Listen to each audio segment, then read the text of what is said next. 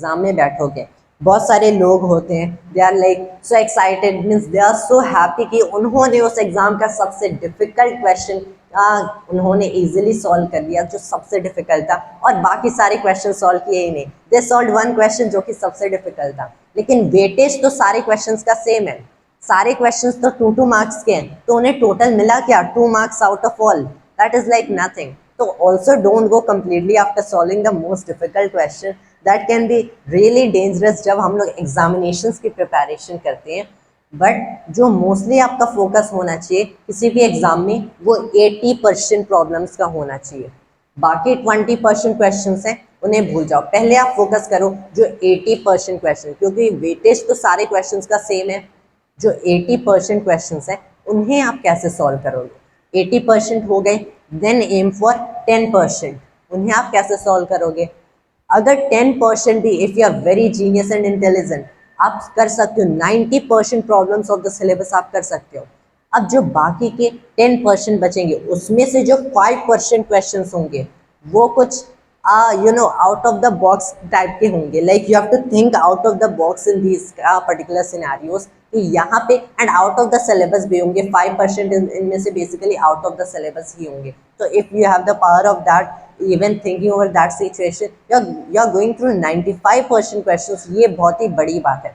And जो बाकी के 5% बच रहे हैं, आई से कि हर साल कॉम्पिटिटिव एग्जामिनेशंस में ऐसे 5 तो क्वेश्चन आएंगे जो कि हमारे कंट्री ने कभी देखे नहीं है, this is a fact that can be easily stated.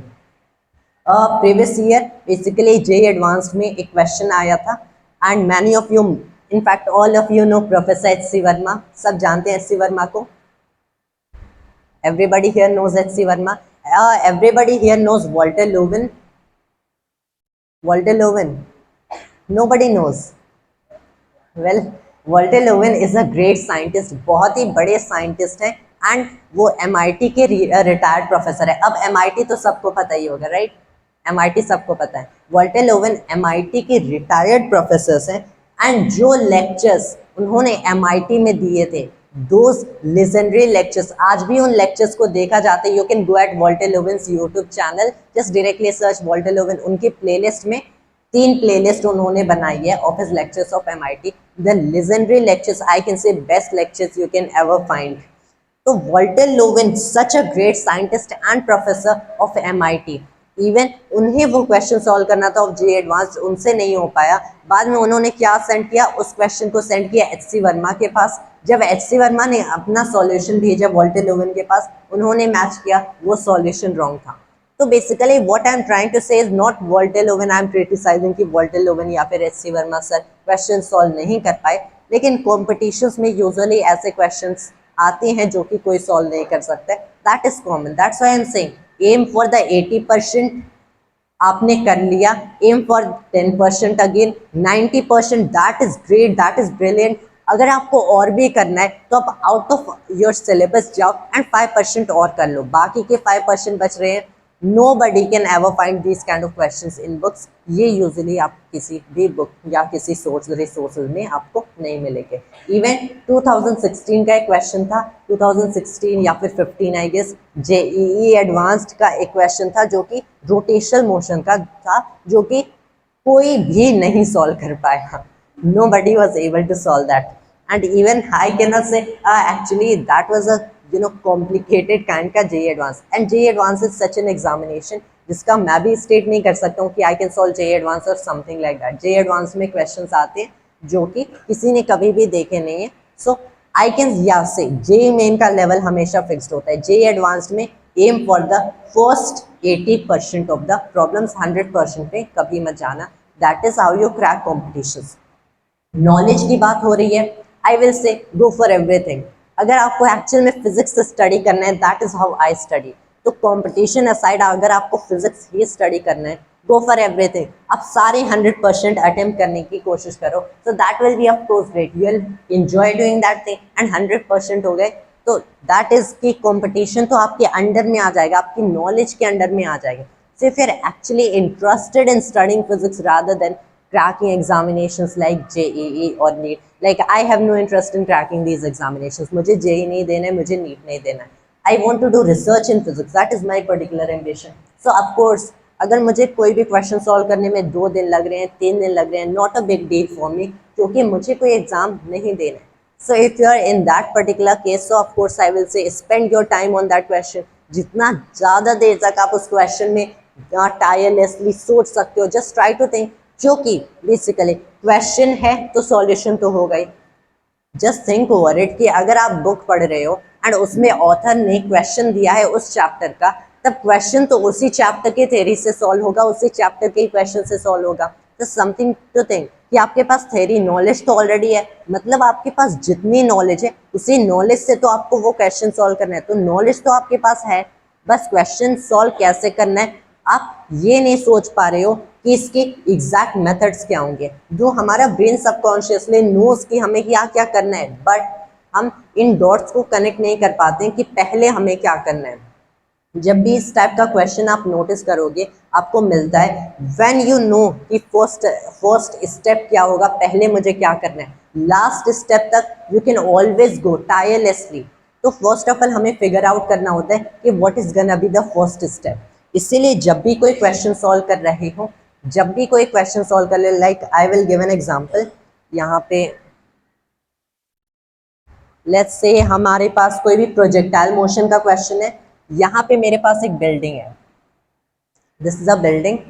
फिर मैंने क्या किया, यहाँ से मैंने एक बॉल लिया एंड इसे कुछ इस एंगल पे ऐसे at a certain velocity v not बोल देते हैं, एट एन एंगल थीटा फेंक दिया. जब भी आपको कोई भी टाइप का क्वेश्चन आपको मिले, what you have to think is the first step कि आप पहले करोगे क्या. First of all analyse the situation, that is how you solve physics problems. पहले सिचुएशन एनालाइज करो कि अगर first of all use your intuition कि यहाँ पे मैंने ऐसे बॉल फेंका है, ये बॉल कैसे जाएगी, किस ट्रैजेक्टरी में जाएगी, समथिंग लाइक दिस, कुछ ऐसे फॉल करेगी, समथिंग दैट एवरीबडी नोज. अब ये बॉल ऐसे जाएगी, ऑब्वियसली ग्राउंड पे गिरेगी, इसके पास कुछ वेलोसिटी तो होगी, ग्रेविटी की वजह से इसे एडिशनल वेलोसिटी मिलेगी. Then try to list out the forces and acceleration, कहाँ पे फोर्स है कहाँ पे एक्सेलरेशन है. यहाँ पे तो सबको पता है फोर्स डाउनवर्ड है, डाउनवर्ड फोर्स एक्ट करिए. ये प्रोजेक्टाइल मोशन का सिचुएशन है.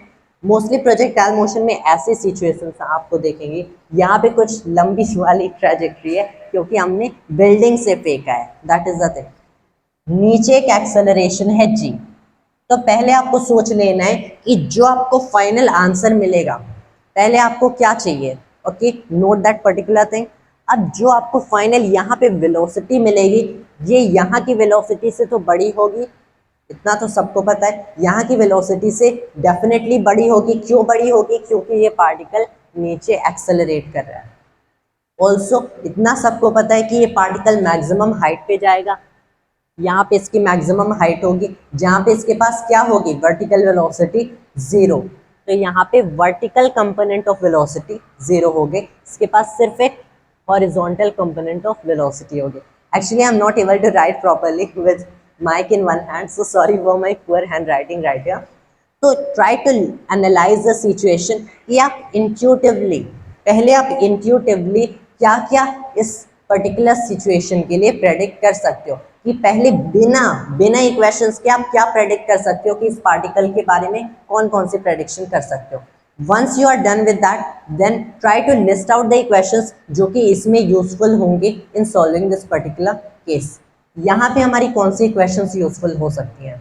अब देखो यहाँ पे मैंने बताया था एनालाइज द सिचुएशन. सिचुएशन क्या है कि कांस्टेंट एक्सेलरेशन में मोशन हो रहा है, नीचे है जी, कांस्टेंट एक्सेलरेशन में मोशन हो रहा है. इसका मतलब क्या, 3 इक्वेशंस हमारी काम आ सकती है. 3 इक्वेशन से ये पूरी कांस्टेंट एक्सेलरेशन का केस सॉल्व हो जाता है. 3 equations are what, v equals u plus at, s equals ut plus half at square, and उसके बाद v square equals u square plus 2as. 3 equations से सारे सिचुएशन सॉल्व हो जाएंगे. आपको क्या पता करना है कि इसका total time period of motion क्या होगा. अगर आपको टाइम पीरियड ऑफ मोशन पता करना है, all you have to do, आपको एंड की वेलोसिटी गिवन हो सकती है, या फिर आपको ये डिस्टेंस गिवन हो सकता है, मान लो ऐसे जहाँ पे पार्टिकल फॉल कर रहा है तो टाइम पीरियड ऑफ मोशन क्या होगा, या फिर इनिशियल वेलोसिटी भी गिवन हो सकती है. Then what you have to do, आपके पास पूरा सिचुएशन है, आपके पास पूरा सिचुएशन, आपको पता है कांस्टेंट एक्सेलरेशन में पार्टिकल मूव कर रहा है, मतलब 3 इक्वेशन ही काम आएंगी।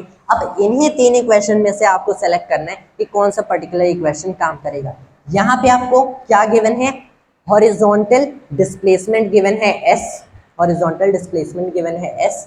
जो हॉरिजॉन्टल वेलोसिटी होगी वही तो हॉरिजॉन्टल डिस्प्लेसमेंट कवर करेगी, वर्टिकल वाली अपना काम कर रही है, horizontal will be covering its own displacement, अपने एंगल थीटा पे फेंका। अब जो रिजोल्यूशन ऑफ वेक्टर्स हैं वो तो सबको आती है, 11th graders, v naught cos theta यहाँ पे होगा, total time period of motion यहाँ पे देख लो, जो वी नॉट कॉस थीटा होगा the horizontal velocity, this will be equal to horizontal displacement over time period of motion।